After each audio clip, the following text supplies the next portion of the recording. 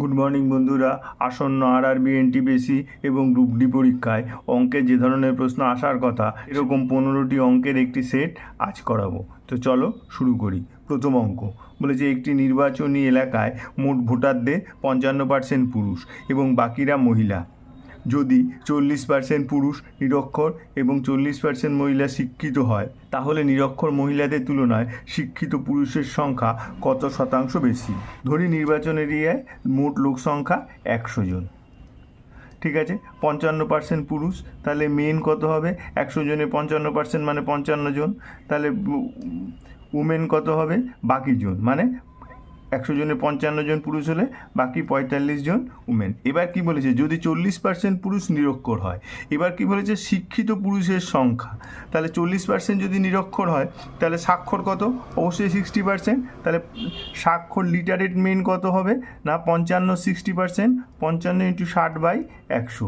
0 0 কেটে গেল, 3 দুগুণে 6, 5 দুগুণে 10, 5 11 55, 3 11 33 জন। এটা হচ্ছে লিটারেট মেন। এবার কি বলেছে? কত নিরক্ষর মহিলা। এবার 40% পুরুষ নিরক্ষর এবং 40% মহিলা শিক্ষিত। তাহলে 40% মহিলা যদি শিক্ষিত হয়, নিরক্ষর কত? না ইললিটারেট মহিলার সংখ্যা হবে হচ্ছে 60%। তাহলে 45-এর 60% কত? 45 × 60/100, 3 × 60, 5 × 100, 5 নং 45, 3 নং 27 জন। ঠিক আছে, এইবার কি বলেছে? যে তাহলে নিরক্ষর মহিলার তুলনায় শিক্ষিত পুরুষের সংখ্যা কত শতাংশ বেশি? তাহলে শিক্ষিত পুরুষ 33 জন, তার থেকে নিরক্ষর মহিলা বাদ দিলাম 27 জন, তাহলে 6 জন বেশি। তাহলে এবার কত পার্সেন্ট? না 27 × 100। তার মানে 600/27, 600-কে 27 দিয়ে ভাগ করে দিই। 27 দুগুণে 54, 60, 27 দুগুণে 54, 6, 22 পূর্ণ 6 27, মানে 3 দুগুণে 6, 3 নং 27, 22 পূর্ণ 2 9, উত্তর 3। আচ্ছা, পরের অঙ্ক বলেছে যদি দেওয়ালের 10% অংশ প্লাস্টার দেওয়া থাকে, তাহলে 24 মিটার লম্বা, 8 মিটার উঁচু এবং 60 সেন্টিমিটার পুরু একটি দেওয়াল তৈরি করতে 24 সেমি × 12 সেমি × 8 সেমি মাপের কতগুলো ইটের প্রয়োজন হবে তা বের করো। ঠিক আছে, তাহলে আগে দেওয়ালটার আয়তনটা বার করি। দেওয়াল কত বলেছে? 24 মিটার লম্বা, 8 মিটার উঁচু ও 60 মিটার পুরু। তাহলে দেওয়ালের আয়তন দৈর্ঘ্য × প্রস্থ × উচ্চতা। এইবার দেখো কত বলেছে? 24 মিটার লম্বা, তাহলে মিটারকে আমরা সেন্টিমিটারে নিয়ে যাব। তাহলে লম্বাটা হচ্ছে 24 মিটার, মিটারকে সেন্টিমিটার নিতে গেলে দুটো শূন্য বসবে। তাহলে এত সেন্টিমিটার হচ্ছে লম্বা। এবার 8 মিটার উঁচু, তাহলে 8 মিটার মানে 800 সেন্টিমিটার উঁচু আর 60 সেন্টিমিটার হচ্ছে পুরু। এই হচ্ছে দেওয়ালটার মোট আয়তন। এটাকে ইট দিয়ে গাঁথতে হবে। এবার কি বলেছে? এই দেওয়ালের আয়তনের 10% হচ্ছে প্লাস্টার থাকবে। তাহলে এর থেকে তাহলে ইটের আয়তন কত হবে? নিশ্চয়ই বাকি 90%। তাহলে এই 90% মানে 90/100। এটা হচ্ছে এই ঘন সেমি, ধরো এইটাই হচ্ছে ইটের আয়তন। এবার এত ঘন সেমি দেওয়াল গড়তে কতগুলো ইট লাগবে? না একটা ইটের আয়তন কত? 24 × 12 × 8।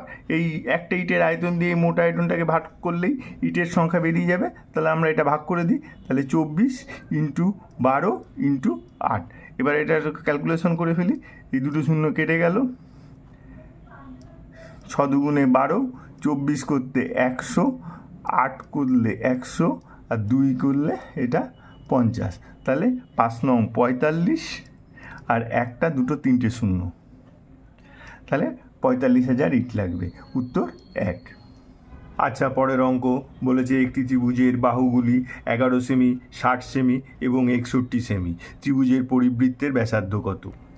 কি বলে? বাহুগুলো বলেছে একটা 11, একটা 60 আর একটা 61। আচ্ছা, আমরা প্রথমে দেখি 11 স্কোয়ার প্লাস 60 স্কোয়ার সমান সমান 61 স্কোয়ার। এটা হচ্ছে কি না দেখি। 11 11 121, 60 স্কোয়ার হচ্ছে 3600 আর 61 স্কোয়ার হচ্ছে 3721। এবার এই দুটো যোগ করলে দেখো 3721। তার মানে এই দুটো সমান। এবার যেহেতু এই দুটো সমান হচ্ছে, তার মানে কি হচ্ছে? না আমরা এটা হচ্ছে একটা সমকোণী ত্রিভুজ। তার মানে লম্ব স্কোয়ার প্লাস ভূমি স্কোয়ার = অতিভুজ স্কোয়ার। এটাই প্রমাণ হচ্ছে। তাহলে এটা যদি একটা সমকোণী ত্রিভুজ হয়, সমকোণী ত্রিভুজের পরিবৃত্তের ব্যাসার্ধ হয় তার অতিভুজের অর্ধেক। এখানে অতিভুজ কত? অতিভুজ 61, তাহলে তার অর্ধেক কত? 61/2 সমান সমান 30.5। উত্তর 4। আচ্ছা, পরের অঙ্ক বলেছে যদি একটি সুষম বহুভুজের প্রতিটি অন্তঃকোণ 128.4 ডিগ্রি হয় তাহলে এর কর্ণগুলির সংখ্যা ও বাহুর সংখ্যার সমষ্টি কত? অন্তঃকোণের মান বলেছে 128.4 ডিগ্রি, তাহলে বহিঃকোণ কত? বহিঃকোণ হচ্ছে 180 ডিগ্রি মাইনাস অন্তঃকোণ মানে 128.4 ডিগ্রি। তো এটা বিয়োগ করে দেবো। প্রথমে 180 থেকে 128 না 129 বিয়োগ করব। বিয়োগ করলে থাকবে 51, তারপরে 1 থেকে 4/7 বিয়োগ করলে থাকবে 3/7। তাহলে বহিঃকোণের মান হচ্ছে 51.3। এটা করলে 7 থেকে 7 3 10, 5 7 35 থেকে 36, 360/7 ডিগ্রি। তাহলে বহিঃকোণের মান যদি যা হবে তাহলে বাহুর সংখ্যা কত হবে বহুভুজটার? বাহুর সংখ্যা আমরা কি জানি না, বাহুর সংখ্যা হবে হচ্ছে 360 ডিগ্রি বাই বহিঃকোণ। ঠিক আছে, তাহলে 360 ডিগ্রি বাই বহিঃকোণ কত না 360/7, 7টা উপরে চলে যাবে, কেটে গেল। তাহলে বাহুর সংখ্যা হচ্ছে 7।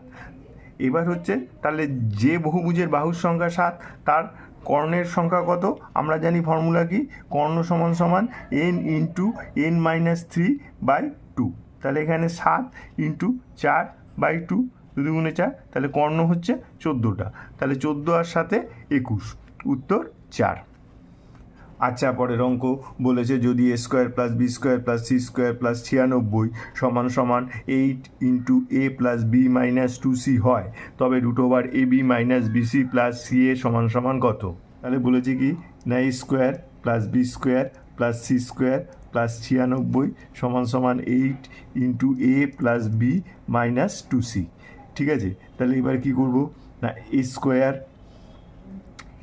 -8 এটাকে নিয়ে আসবো, এটা 8 দিয়ে গুণ করলে 8 হবে, এবারে আসলে -8 প্লাস এ দেখো 96টাকে ভাঙবো, ভেঙে এখানে লিখবো 16 প্লাস b², 8bটা এদিকে আনবো, 96টাকে ভাঙবো, ভেঙে আরেকটা লিখবো 16 প্লাস c², এ দেখো 8 × 2 = 16c, এদিকে আসলে প্লাস 16c, আর বাকি যেটা পড়েছিল প্লাস 64 সমান সমান 0।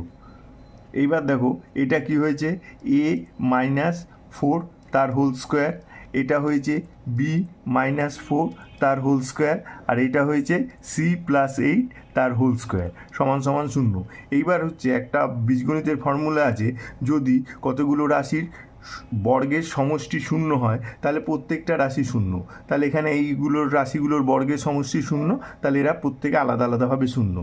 তাহলে a - 4 সমান সমান 0, অতএব a সমান সমান 4, b - 4 সমান সমান 0, b সমান সমান 4, আর c + 8 সমান সমান 0, তাহলে c সমান সমান -8। এইবার যার মান বার করতে বলেছে সেখানে বসিয়ে দেবো। কি বসাবো না ab - bc + ca। তাহলে ab মানে 4 × 4 = 16 মাইনাস বিসি, বিসি মানে 4 × 32 মাইনাস, তাহলে এটা প্লাস 32 হবে। আর সিএ, সিএও মানে দেখো 4 × 32 মাইনাস, মাইনাসে প্লাসে -32, তাহলে এই 32 32 কেটে গেল, তাহলে √16 মানে হচ্ছে 4, উত্তর 3। আচ্ছা, পরের অঙ্ক বলেছে যখন 2, 3, 30 এবং 35-এর প্রতিটির সঙ্গে x যোগ করা হয় তখন একই ক্রমে প্রাপ্ত সংখ্যাগুলি সমানুপাতিক হয়। x + 7 এবং x - 2 এর মধ্যে সমানুপাতিক কত? ঠিক আছে, তাহলে কি বলেছে 2, 3, 30 আর 35-এর সঙ্গে x যোগ করলে এরা সমানুপাতিক হয়। তার মানে কী আসছে না 2 + x বাই 3 + x সমান সমান 30 + x বাই 35 + x। এইবার এটাকে আমরা যোগভাগ করব। যোগভাগ মানে কি, ধরো a/b সমান সমান c/d হলে যোগভাগ প্রক্রিয়া করলে হয় a + b by a - b, c + d by c - d। আমরা এটাই এখানে করব। তাহলে কি হবে না 2 + x + 3 + x, 2 + x -3 - x, 30 + x + 35 + x by 30 plus X minus 35 minus X. তাহলে এবার কী হচ্ছে, এই এক্স এক্স দুটো কেটে যাচ্ছে, তাহলে উপরে হচ্ছে 5 প্লাস 2x আর নিচে হচ্ছে -1, আর উপরে হচ্ছে 65 প্লাস 2x আর নিচে হচ্ছে -5। মাইনাস মাইনাস কেটে গেল। এবার বজ্র গুণন করলে 5 5 25, 5 দুগুণে 10x, 65 প্লাস 2x। তাহলে এই x সমান সমান 40, x সমান সমান 5। এইবার কি বলেছে না, x প্লাস 7 মানে 12, x প্লাস 7 মানে কত হচ্ছে 5 প্লাস 7 মানে হচ্ছে 12, আর এক্স মাইনাস 2, 5 মাইনাস 2 মানে হচ্ছে 3। 12 আর 3-এর মধ্য সমানুপাতিক কত? 12 আর 3-এর মধ্য সমানুপাতিক যদি এ হয়, তাহলে এ সমান সমান √12 গুণ 3, তাহলে 3 12 36 সমান সমান 6। তাহলে উত্তর 3।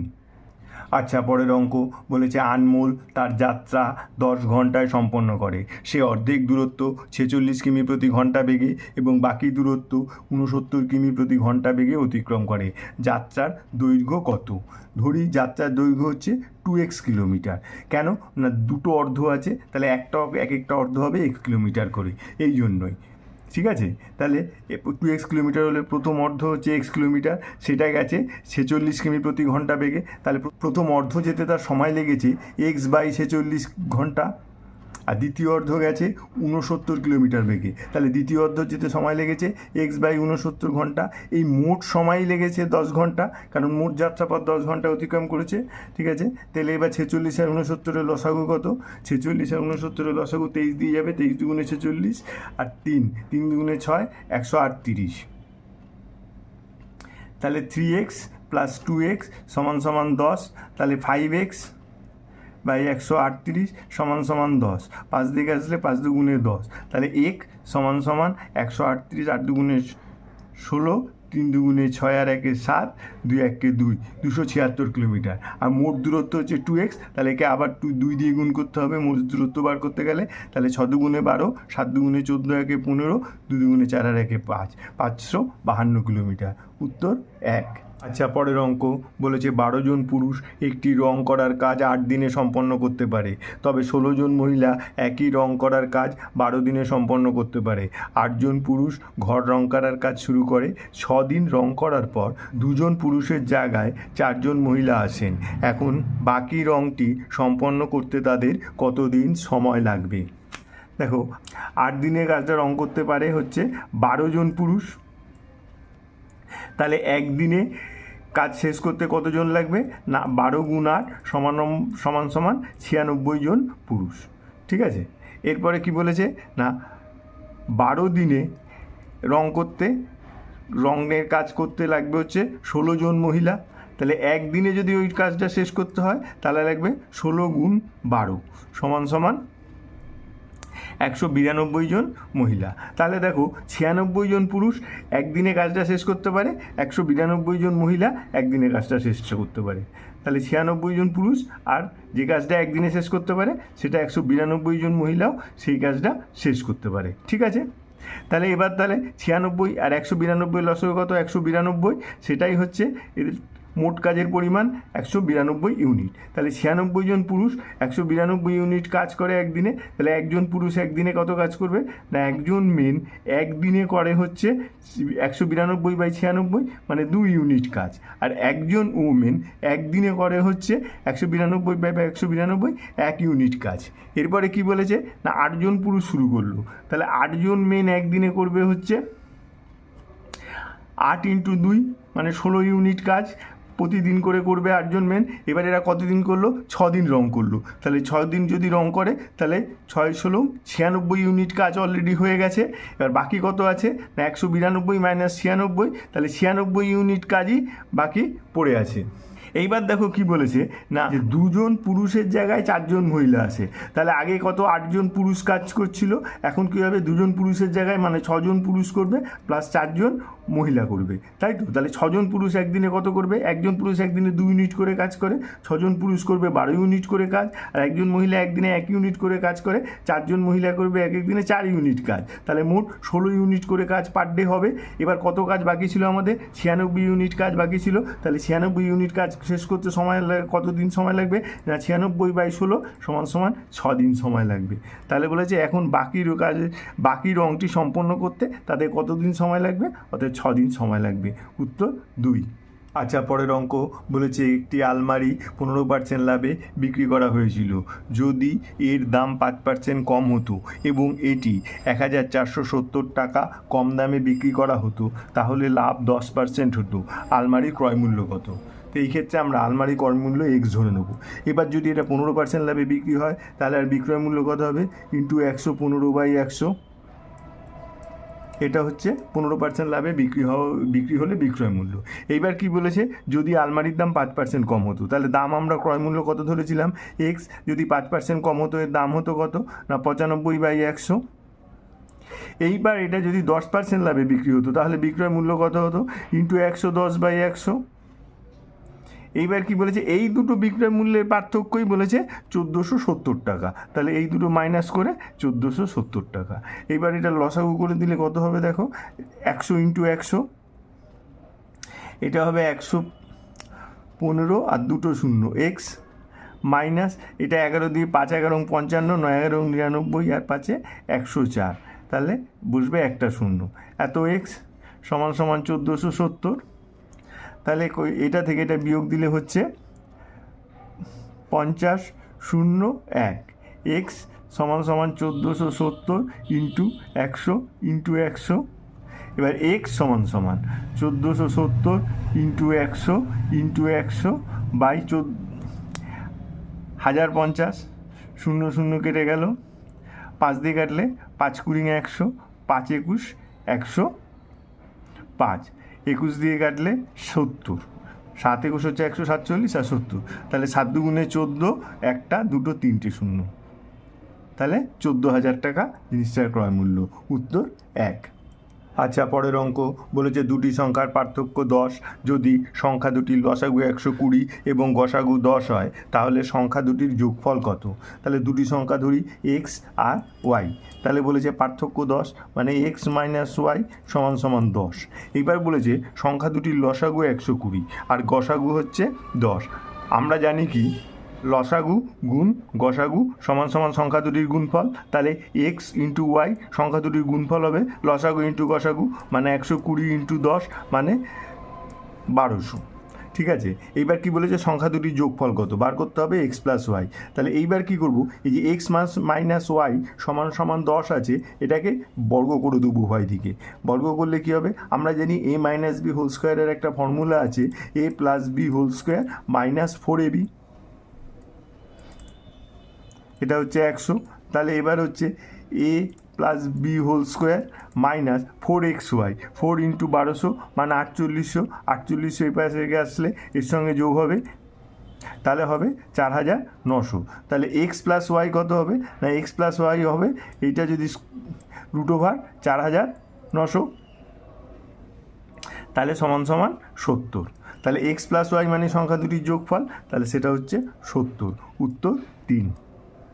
আচ্ছা, পরের অঙ্ক বলেছে অঙ্কিত 9% সরল সুদে 2 বছরের জন্য কিছু টাকা বিনিয়োগ করে এবং একই পরিমাণ টাকা 4 বছরের জন্য 10% বার্ষিক সুদে বিনিয়োগ করে। সে মোট 1740 টাকা আয় করে। প্রতিটি ক্ষেত্রে বিনিয়োগের পরিমাণ হলো। তাহলে ধরি বিনিয়োগের পরিমাণ X টাকা। তাহলে X টাকা প্রথমে কী করেছে, X টাকার 9% হারে 2 বছরে কিছু টাকা সুদ পেয়েছে। আবার সেই X টাকাই 10% হারে 4 বছরের জন্য রেখেছে। এই দুটো জায়গায় যে সুদ পেয়েছে সেই সুদের মোট পরিমাণই হচ্ছে 1740 টাকা। এখান থেকে আমরা X এর মান বার করতে হবে। তাহলে কি করব না, এখান থেকে X × 2/100 কমন নিয়ে নেব। নিলে দেখো এখান থেকে পড়ে থাকবে 9 আর এখান থেকে পড়ে থাকবে 20 = 1740। তাহলে কি হলো, X × 2 × 29/100 = 1740। তাহলে এখান থেকে অতএব X = কী হবে, 1740 × 100 পড়ে যাবে, নিচে চলে আসবে 2 × 29। 2 দিয়ে কাটলে 8 × 2 = 16, 7 × 2 = 14, এটা 29 দিয়ে কাটলে 3 × 3 = 87, 30। তাহলে সমান 3000 টাকা। উত্তর 2। আচ্ছা, পরের অঙ্ক বলেছে যদি নিম্নলিখিত তথ্যের মড 11 হয় তাহলে কে এর মান নির্ণয় করো। এবার তো কী বলেছে, 11, 8, 9, 2k - 1, 11, 12, 12, 18, 14, 16।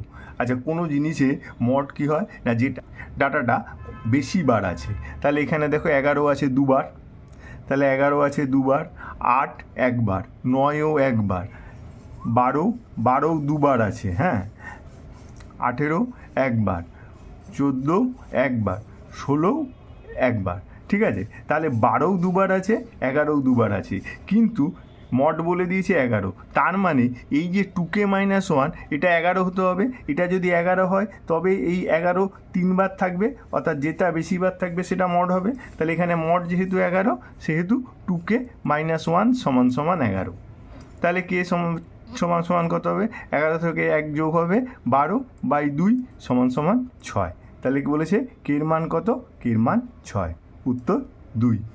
আচ্ছা, পরের অঙ্ক বলেছে 16 জনের একটি যৌথ পরিবারে সবচেয়ে বড় এবং সবচেয়ে ছোট সদস্যের বয়সের পার্থক্য 82 বছর। যদি 2 জনকে বাদ দেওয়া হয় তাহলে বাকি 14 জনের গড় বয়স 28 বছর। পুরো পরিবারের গড় বয়স 30 বছর। তাহলে সবচেয়ে বড় ব্যক্তির বয়স কত? আচ্ছা, তাহলে পুরো পরিবার মানে 16 জনের মোট বয়স কত?